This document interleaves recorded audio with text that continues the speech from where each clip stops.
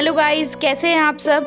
आज मैं आपके लिए एक बहुत ज़्यादा इंटरेस्टिंग कविता लेकर के आई हूँ जो गांधारी और श्री कृष्ण के बीच का संवाद है युद्ध के बाद का।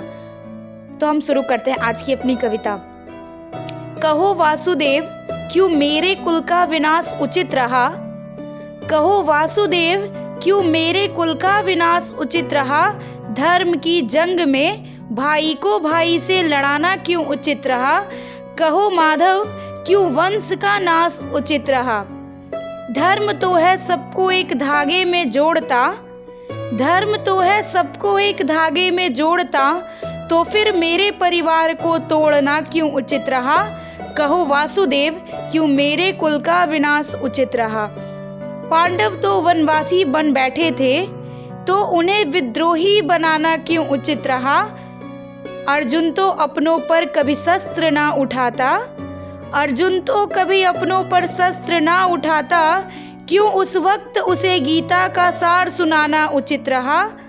धर्म और शांति की चाह में, धर्म और शांति की चाह में विध्वंस कराना क्यों उचित रहा। कहो माधव, क्यों मेरे कुल का विनाश उचित रहा। छल कपट तो धर्म की ना नीति है। छल कपट तो धर्म की ना नीति है। सत्य का पालन करना यही तो धर्म की रीति है। तो फिर दुर्योधन के साथ किया छल क्यों उचित रहा। कहो माधव, क्यों मेरे कुल का विनाश उचित रहा।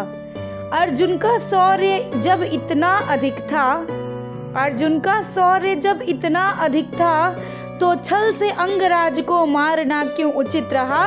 जब आप करते सबके साथ न्याय है, तो फिर मेरे साथ अन्याय क्यों उचित रहा। द्रौपदी के चीरहरण में पांडव भी उत्तरदायी थे। द्रौपदी के चीरहरण में पांडव भी उत्तरदायी थे, तो फिर मेरे 100 पुत्रों का अंत ही क्यों उचित रहा। कहो वासुदेव, क्यों मेरे कुल का विनाश उचित रहा। द्रोण महामहिम और कर्ण सब तो धर्मधारी थे। द्रोण महामहिम और कर्ण सब तो धर्मधारी थे, तो फिर इनका नाश क्यों उचित रहा। हस्तिनापुर के प्रांगण को रणभूमि बनाना क्यों उचित रहा। मेरे हृदय को पहुंचा गहरा घात है। मेरे हृदय को पहुंचा गहरा घात है। हो गई मैं आज बेसहारा, अब कौन मेरे साथ है।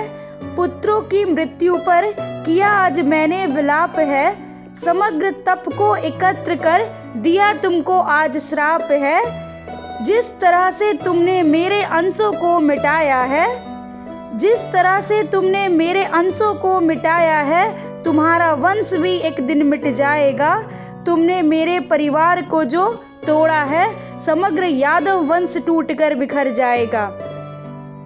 गांधारी की ये सब बातें सुनकर के श्री कृष्ण मुस्कुराते हैं और बड़े ही धैर्य से कहते हैं, हे माता, मुझे तुम्हारा हर एक श्राप स्वीकार है। हे माता, मुझे तुम्हारा हर एक श्राप स्वीकार है। मुझे दंड देना ये तो तुम्हारा अधिकार है। मगर ये धर्म युद्ध भी अनिवार्य था। मगर ये धर्म युद्ध भी अनिवार्य था। अधर्म को मिटाना ही एकमात्र अभिप्राय था। जीवन के हर मोड़ पर तुम मौन रही। जीवन के हर एक मोड़ पर तुम मौन रही। शकुनी के हर षड्यंत्र पर तुम खामोश रही। पांडु के साथ हुए अन्याय पर तुम मौन रही। द्रौपदी के अपमान को तुम चुपचाप सही। इसलिए ये महाविनाश भी उचित रहा। इसलिए ये महाविनाश भी उचित रहा। कौरवों को उनके कर्मों का दंड देना उचित रहा। पांडवों के वनवास पर तुम कुछ ना बोली। पांडवों के वनवास पर तुम कुछ ना बोली। पुत्र मोह में फंस उनके कर्मों को ना तुम तौली। इसलिए तुम्हारे कुल का विनाश उचित रहा। इसलिए तुम्हारे कुल का विनाश उचित रहा। कौरवों के अधर्म राज को था तोड़ना। कौरवों के अधर्म राज को था तोड़ना। इसलिए अर्जुन को गीता का सार सुनाना उचित रहा। अधर्म का साथ दे रहे थे कर्ण, द्रोण और भीष्म, इसलिए उनका वध भी उचित रहा। द्रौपदी का खींचा दुशासन ने वस्त्र था, असत्य ही उसका जीवन मंत्र था, इसलिए उसकी छाती चीरना भी उचित रहा, इसलिए तुम्हारे कुल का विनाश भी उचित रहा। अधर्म मार्ग पर थे तुम्हारे पुत्र, अधर्म मार्ग पर थे तुम्हारे पुत्र, इसलिए उनका नाश उचित रहा। भलाई के लिए झूठ बोलना भी उचित रहा, इसलिए माता दुर्योधन के साथ किया छल भी उचित रहा, इसलिए दुर्योधन के साथ किया छल भी उचित रहा। कौरव तो मानते पांडवों को प्रतिद्वंदी थे, कौरव तो शुरू से मानते पांडवों को प्रतिद्वंदी थे, इसलिए हस्तिनापुर के प्रांगण को रणभूमि बनाना भी उचित रहा। आंखों पर पट्टी बांध तुमने हर अन्याय को अनदेखा किया, आंखों पर पट्टी बांध तुमने हर अन्याय को अनदेखा किया। कौरवों ने पांडवों को 5 गांवों पर भी ना अधिकार दिया, इसलिए तुम्हारे अंशों को मिटाना भी उचित रहा, इसलिए तुम्हारे अंशों को मिटाना उचित रहा। नवनिर्माण हेतु प्राचीन का नाश उचित रहा, नवनिर्माण हेतु प्राचीन का नाश उचित रहा।